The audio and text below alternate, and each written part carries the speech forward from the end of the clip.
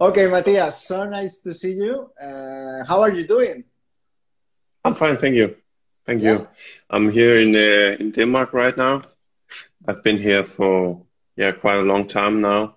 But normally I have an apartment in Girona in Spain, Catalonia.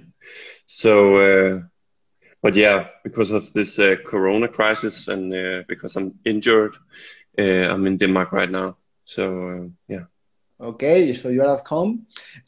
First of all, we would like to show you some respect.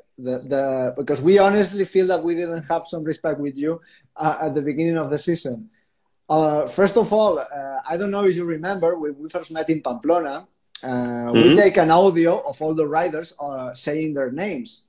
And for the spectators, if you don't know, you can come to our website, check the riders' profiles, and there is a little audio which you can hear them pronouncing their own name.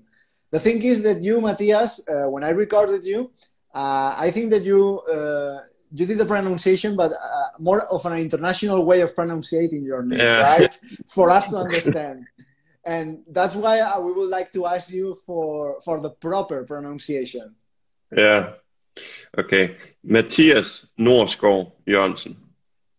Okay, But okay. yeah, Once again, let's hear that sound of the Danish accent.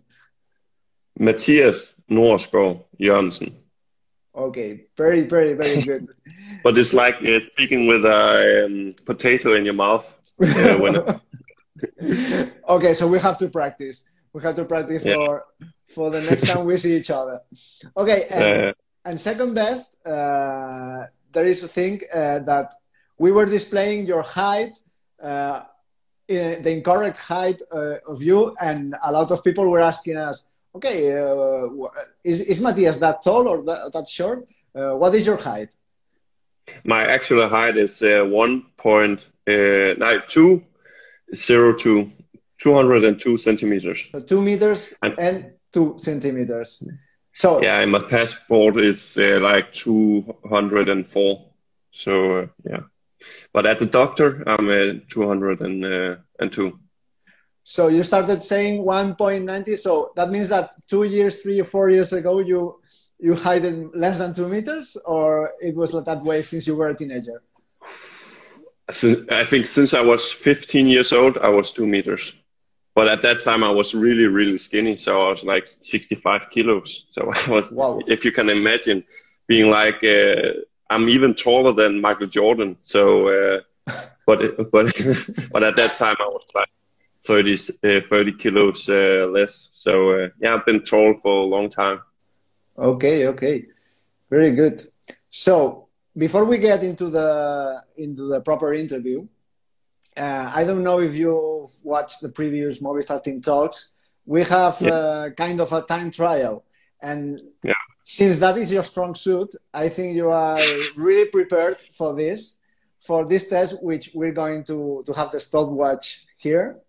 And there are 26 questions related to cycling and not. More or less, the questions are always the same, but always with a kind of minimal difference with each other. And here we go. Are you ready? yeah. Okay. So, place of birth, Horsens, Denmark, date of birth, 5th of May, 1997. first bike, Giant, first year as a pro, last year, 2019. favorite TV show, How I Met Your Mother. favorite movie, Uh,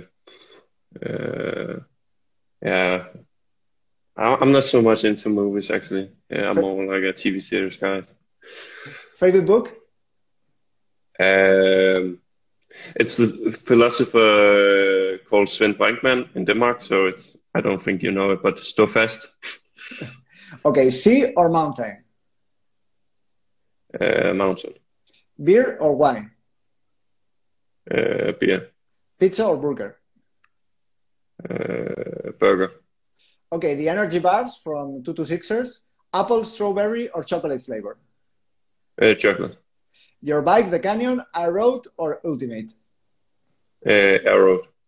The physique shoes with BOA or Velcro straps? Velcro. The Elite Turbo trainers, fixed or rollers? Fixed. The Abus helmet, air breaker or game changer?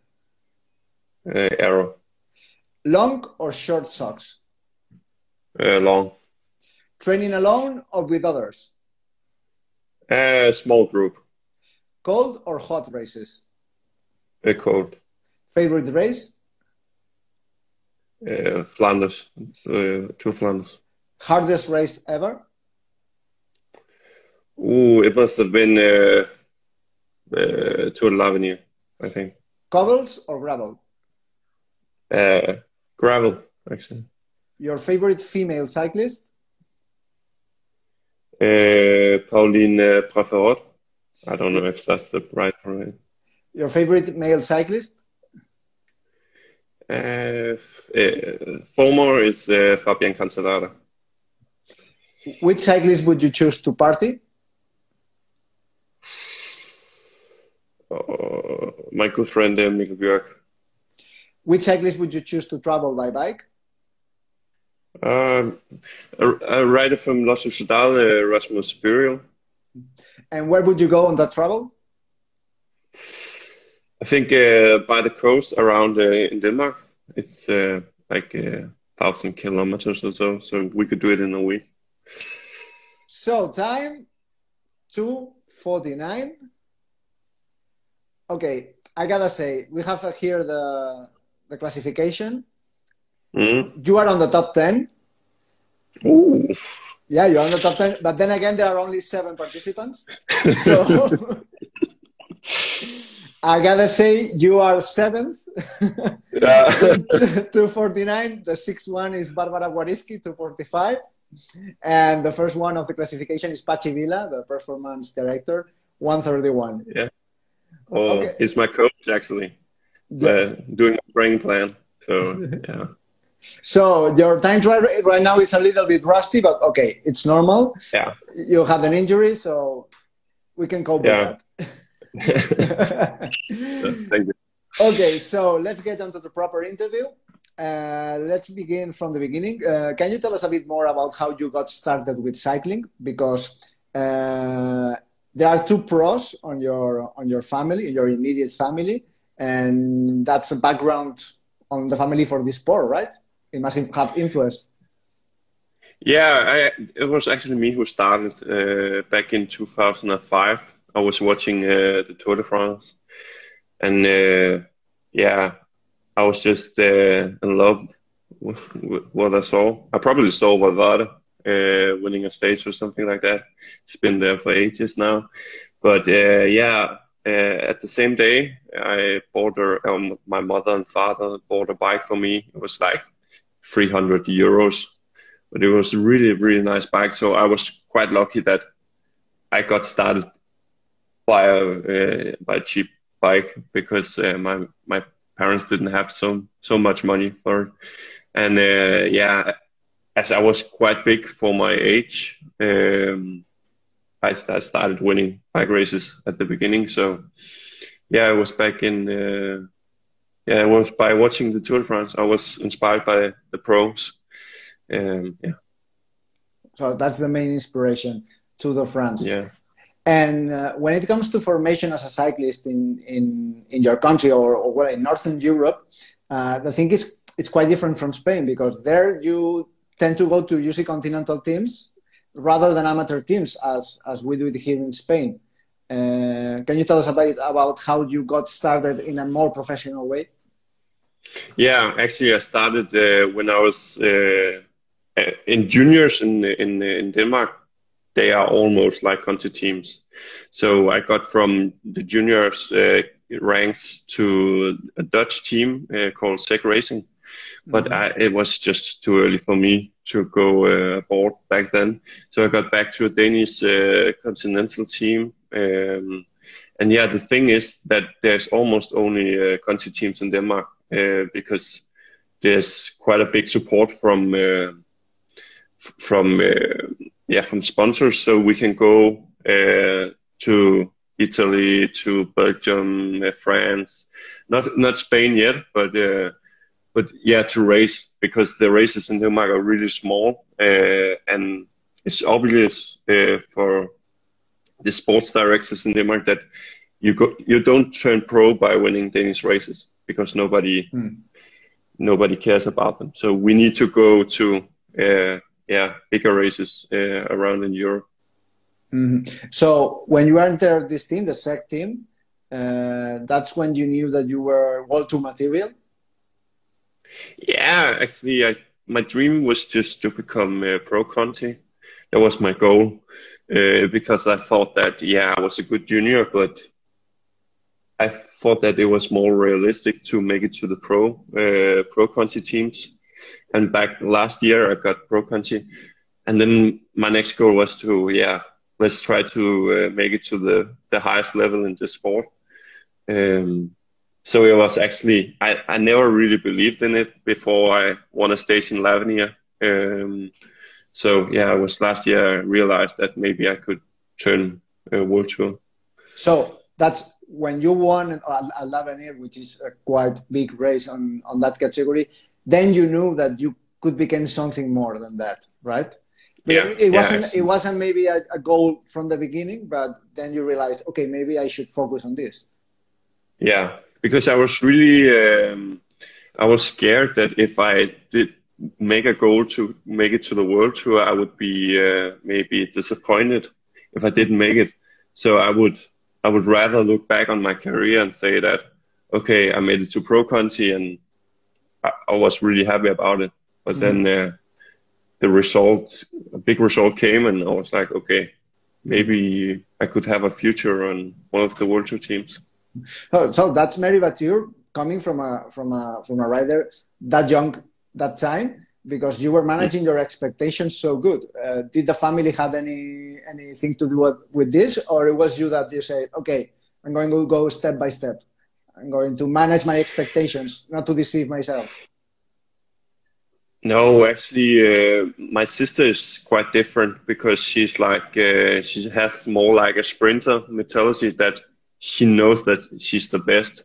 But I'm more like, I like to do TTs, but I'm not World Tour material yet. I will do the process.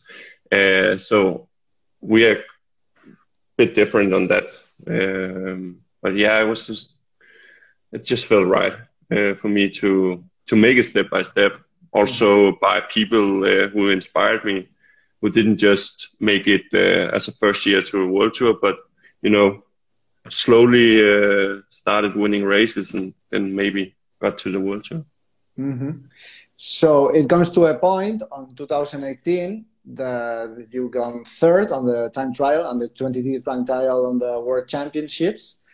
Do you consider that is the best achievement of your career, or do you think there are other ones that you feel more proud of? I'm mostly proud of that one, because it was just such a big experience for me to see the pictures of myself with a medal in the hand that everybody knew in the cycling community and wanted to achieve.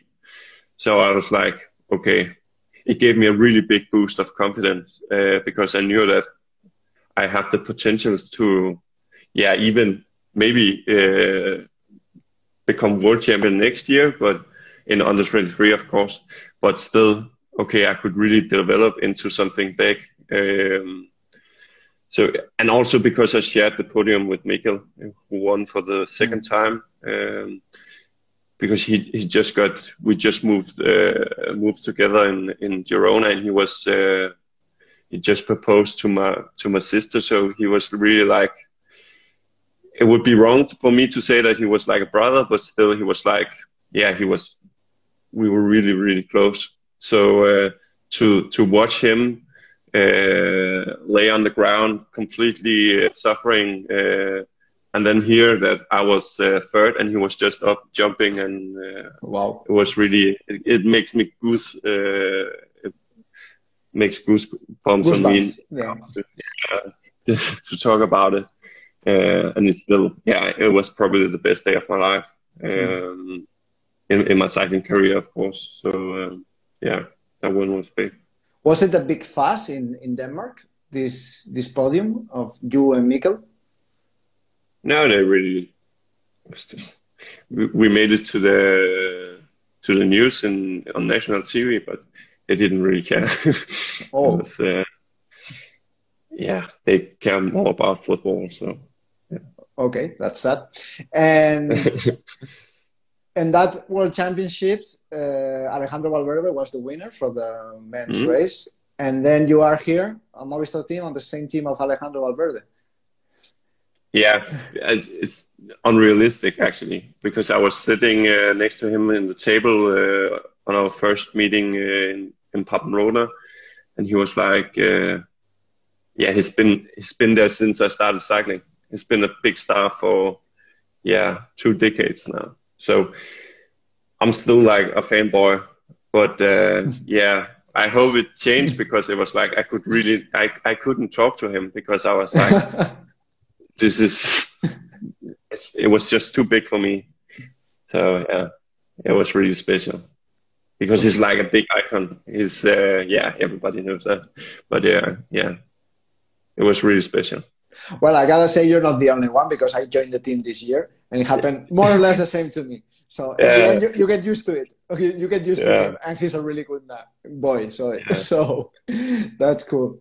So moving to our team, joining our team, can you tell us about when and how your signing went for the Movistar? How was the process?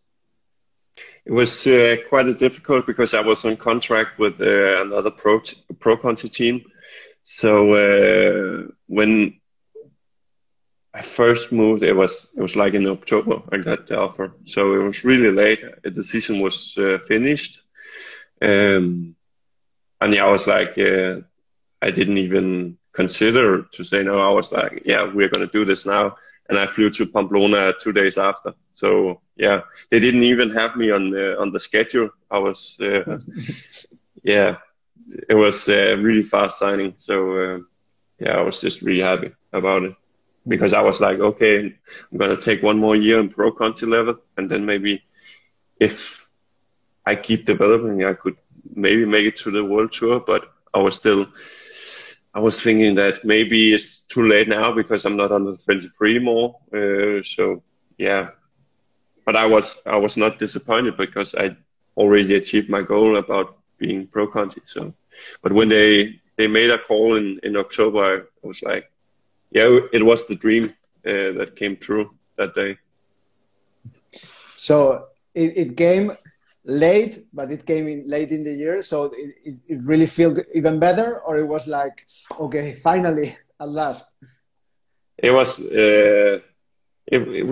it was both because I was like, finally I got what a big achievement, and finally I made it, and I was like, yeah, it was really, yeah, it just felt special because it was everything around it was just, yeah.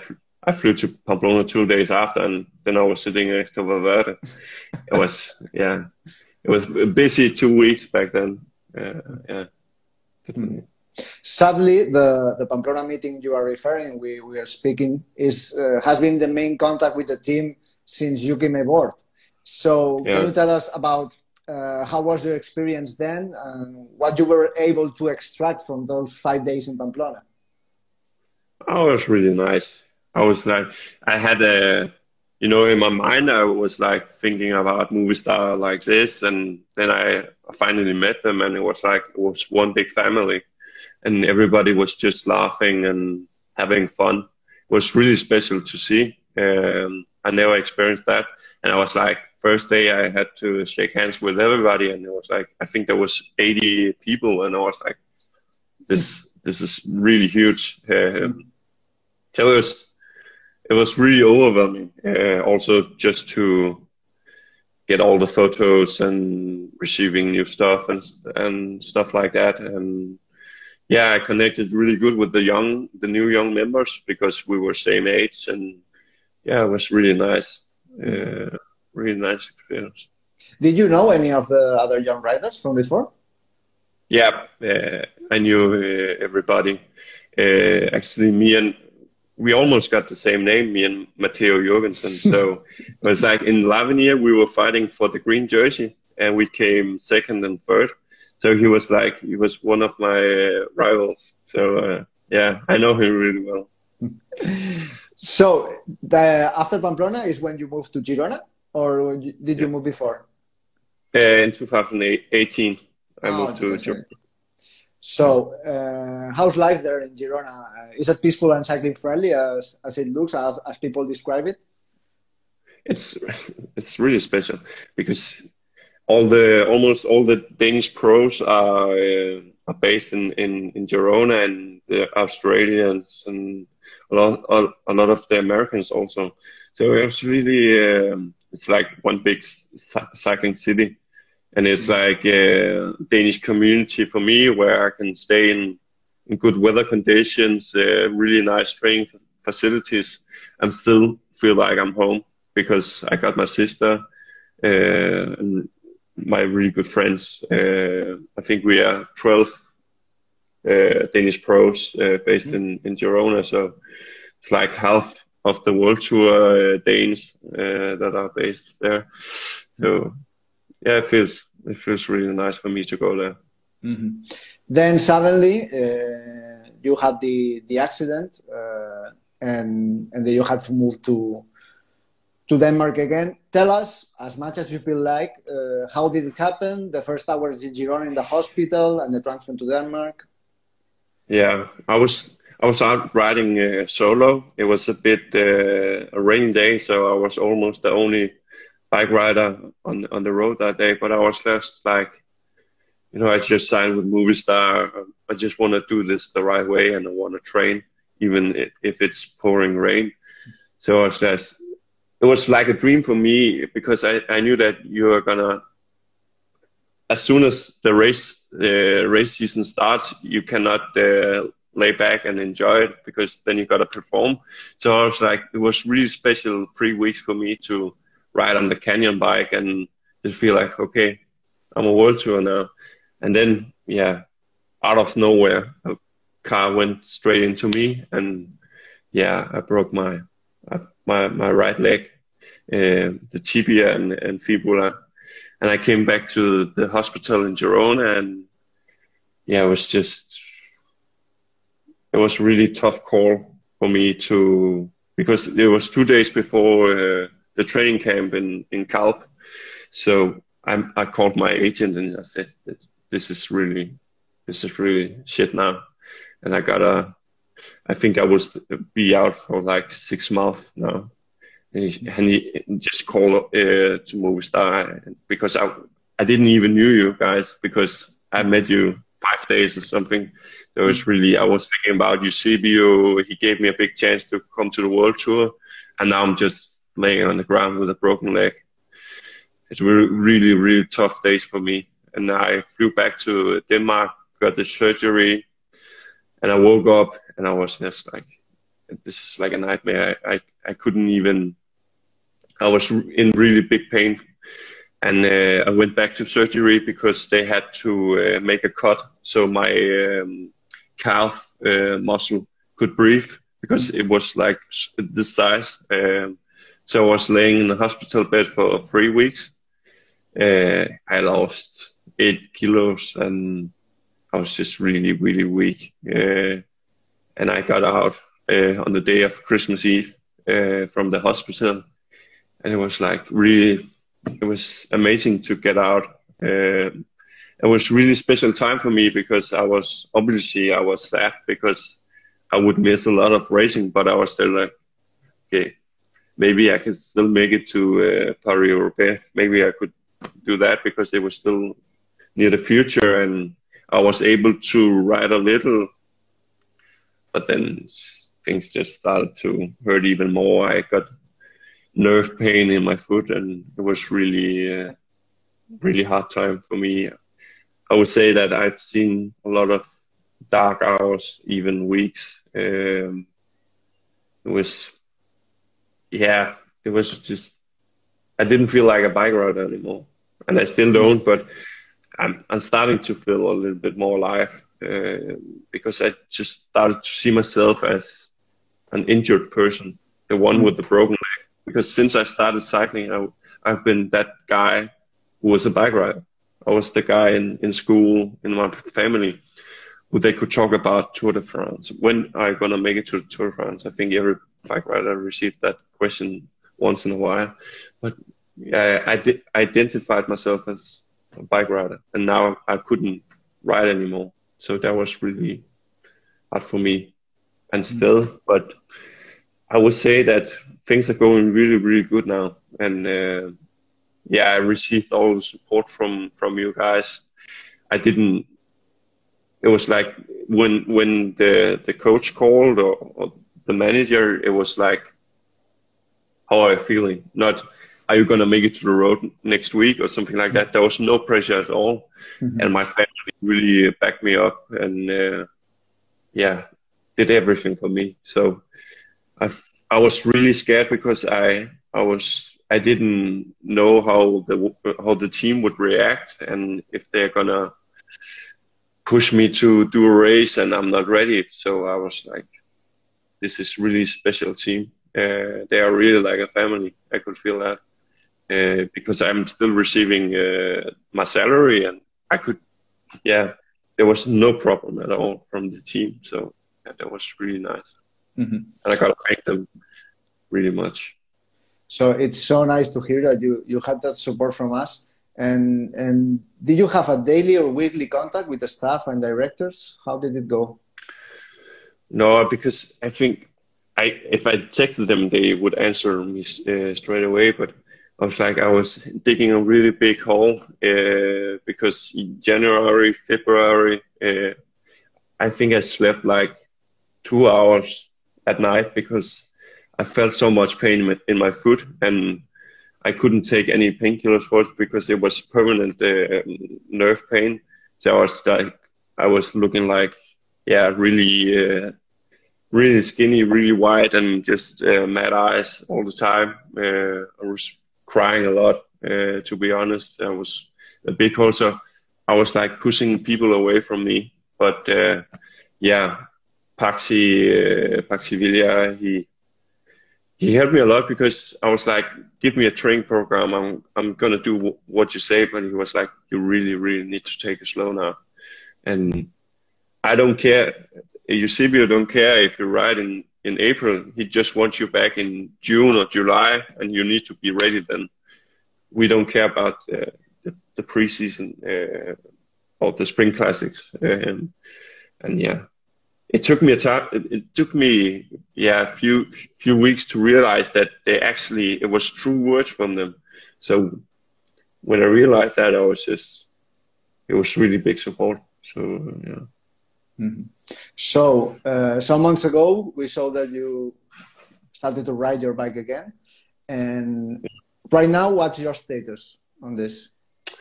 Yeah, I started riding again and everything was good. And then I got another scan from the doctors and it was like, okay, this is not really healing real. And it was not good at all. And we decided to take 4 weeks off, just walk 1 hour every day to see if that could help and stop riding it completely. And then I went to another scan 1 month ago. And they were like, okay, now we are really back on track. So I could start riding a little. And right now, I think I do 15 hours a week, some efforts on 300 watts. It's not much, but it's still like, I feel like I'm doing my job now. And I feel like a bike rider. When I come home, I'm completely wasted. I'm tired and I miss that feeling so much. It was really also that I could join group rides again, speak with people that I really care about, and other pros in Denmark. So yeah, it's been a long process, but I think we are going the right direction now. So if I'm not mistaken, you live in Silkeborg, right? Yeah. In one of those parts of Europe where you could train outdoors during the pandemic. Yeah. Right. So yeah, Denmark has been. We don't have really much crisis. They completely shut the country down when the Corona crisis, and yeah, now they're almost the country is almost up again and running on full speed. So we couldn't really feel like the whole other world because Spain is so much bigger. It's hard for them to control a pandemic. In Denmark, we are only 5 million, 6 million maybe, but so it was a little bit easier for us to control things, shut schools down and then open slowly again. Yeah. So you had kind of good luck in that term that you could train, and we also had the privilege of having you on our Zwift rides, the social rides. Yeah. Has it been a way to feel somewhat connected to the team or the other riders? Yeah, for sure. Because it's just when you see guys like Valverde, Rojas, all the other guys from the team riding in a bunch with you, even though it's virtually, it's just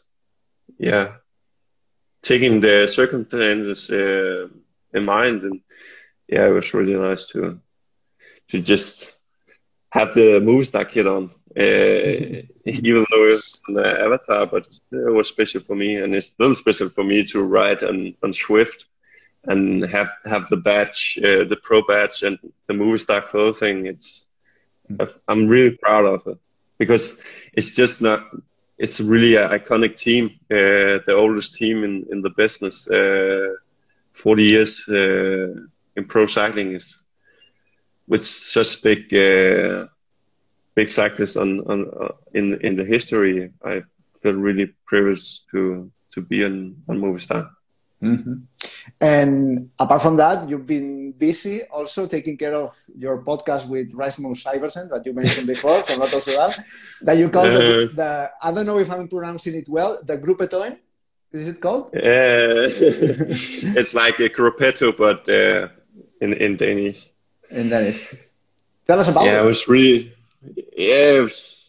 because I had to take the break from cycling. I had 4 weeks in front of me, and I was really depressed because I didn't know what to do. I could read books, I could write text about my life, but I just needed to talk about my life as a pro and good times and bad times through a podcast. And we made a deal with a Danish podcast, what do we call it? He's already making podcasts for himself, but he said that he would send it out for us on his platform. So it was when I made the first one, I was a little bit rusty because it was first time to do it, but it was just like I've been doing a really nice race or something like that, because I feel like, okay, I'm contributing to something nice for people. They can hear my thoughts about everything about the pandemic for cycling and stuff like that, and history in cycling. So and people received it really well, because there are other cyclists who's making podcasts, John Thomas and Luke Rowe, but you don't really see soccer players, football players making podcasts. They are more like a little bit distant from you. So I tried to make myself, like everybody else, they could ask me questions, I would answer them during the podcast, and I thought it was really nice for me. I'm still think that we are gonna, maybe if we do some of the same races, we would do podcast about them. I could imagine doing, I don't know, one of the spring classics, and the Danish followers would hear my thoughts about it straight from Roubaix. And I think that's kind of special for cycling, that we can also doing this live Instagram, people will see who the persons behind the cyclist is. Mm-hmm.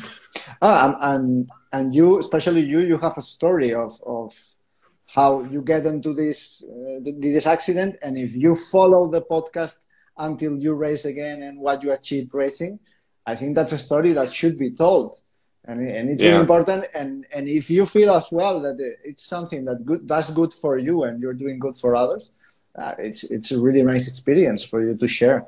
And it was almost like a therapy for me, because I could talk about things, and I actually hope that maybe if it could help just one person to come back on track after a broken leg, it would make the whole thing. And because I was searching a lot about obviously Rokas had a bad accident back in 2016, but also Taylor Finney and guys like that, and it was really hard for me to see interviews where they were talking about the difficult times. Because that's a part of me now, and it will always be that I suffered from a broken leg. It's one thing, but to come back and try to compete on the highest level in sport, that's another thing, because you really need to grind every day and go through good stuff, but also really, really bad stuff. And there will be days, weeks where you don't feel like you want to do anything.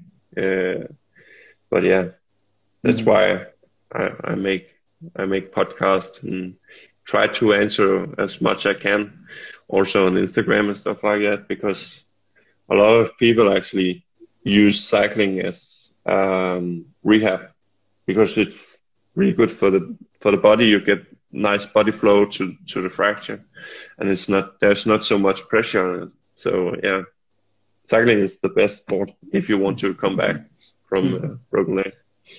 So, looking ahead, right now in July you could travel to Spain legally because the flights will be open. And are you going to stay longer in Denmark? Are you going back with your sister and Mikael there in Girona? What are your plans on the next months? I will go straight back when they open the border again. I think the 1st of July you would see me in a car back to Spain. But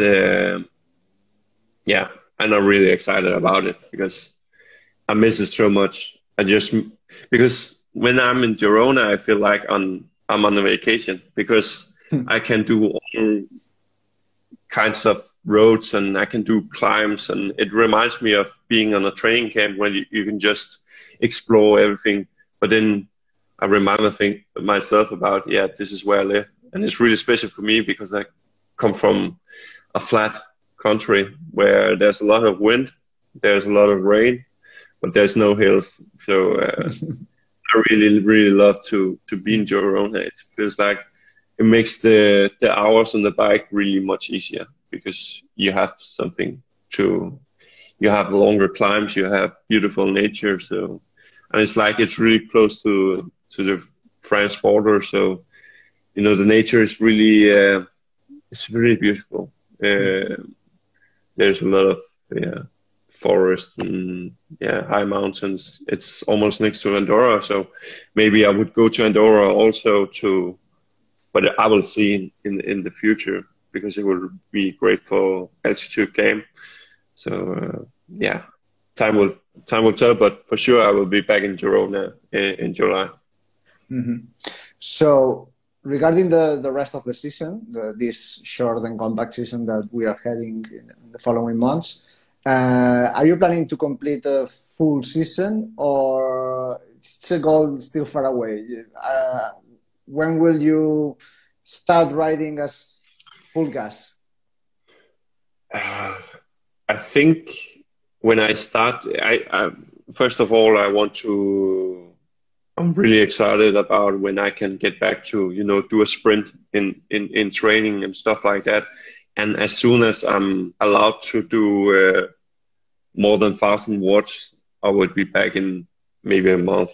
I think so, because I'm getting better shape every day, but I need to wait for every scan to see if I make the right progress. But yeah, I think I will do races this year, but it's probably not going to be the biggest races because I still lost a lot doing this injury. My physical part is still a bit behind what it should be, but I'm getting stronger every day, and hopefully I could do one of the classics in late September, October. So that would be the ultimate dream, and I think that would be a really nice story if I could do.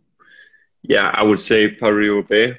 That's a big goal if it should be, but still, it would be a beautiful story because it's one of the hardest races you can do, and for a broken leg and a fracture, it would be really demanding for the leg to be in a state where I could race a race like that.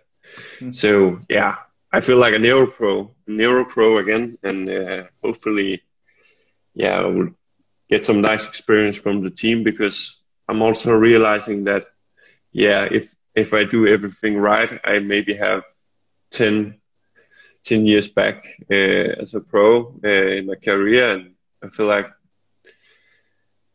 yeah, I just want to enjoy every season as it was my last. That's one of the things my injury taught me, that okay, you're on this level for a certain time, and maybe it's this is your last season, maybe it's not, but I want to ride it like it's my last season, because I want to give everything, because I miss cycling so much doing these tough times. You said before that when you were on Zwift, that you saw yourself on the screen with the Movistar Team kit. I understand that the thing that you're looking forward the most is to see yourself on a race with the kit, with the bib number, and hopefully we'll see this really soon. We are really eager to see you racing and doing your stuff really soon. And for last question. Although you kind of answered it, time trials are still your main goal, or well, you were speaking a lot about classics. You're going to go for both stuff in the future? I think you can combine both, because the thing about the TTs is that I'm really liking to, adjusting my bike, doing aerodynamic test. I think that's quite rare for pro cyclists, because they just have a bike and then they ride it at races. But I'm doing a lot of testing on the velodrome, on the track. So yeah, I would really like to keep developing on TTs, but I'm on this team because they want to develop me into a great classic guy. And that's where my goal is, because, yeah, I could become really good TT rider, but you still need the power, and to win a race like Paris-Roubaix, you need to have big power. So I think you can combine it really well. So I don't see that I should go one direction. I think I could go both. Yeah, that would be. I think that would be my ultimate goal, to have a really strong TT, because then I could maybe compete in. Now I would mention a race like Tour of Denmark.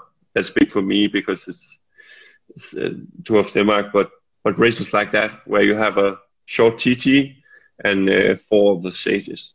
That could be interesting for me to go in that direction. But yeah, for now, it's to develop into a strong teammate who could probably do a Grand Tour, because I could help some of the climbers, and that's my goal. I don't dream about winning big races. I dream about making maybe a guy like Marc Soler win a Grand Tour and be there by his side on the flat stages and crosswind and like that, team time trials, because I really like to help people achieve big goals. I'm not that kind of guy who like to be in the spotlight. But still, if I get a big chance, I would go for it. But I like to be. My dream is to become the best, the world's best teammate in the world. Yeah, like Emmanuel Aviti and guys like that. Big, strong guys who can do classics and be good teammates in Grand Tours. I think cannot ask for more than that, Matthias. Sorry. So thank you very, very much for your time, for sharing your story, which is, I understand it's difficult to share, but as you said before, it can be useful for a lot of people who is going through similar stuff like you did. And I don't know if you want to say anything to finish this interview. No, I just want to say thank you for inviting me to this interview, and it's really nice to talk with you and and all the guys who was following. I hope you enjoyed it. It was really nice. Thank you. Hopefully we'll see each other soon on a training camp or other races, and we will see you rolling again on your bike. Thank you very much again for your time. See you soon, Mathias.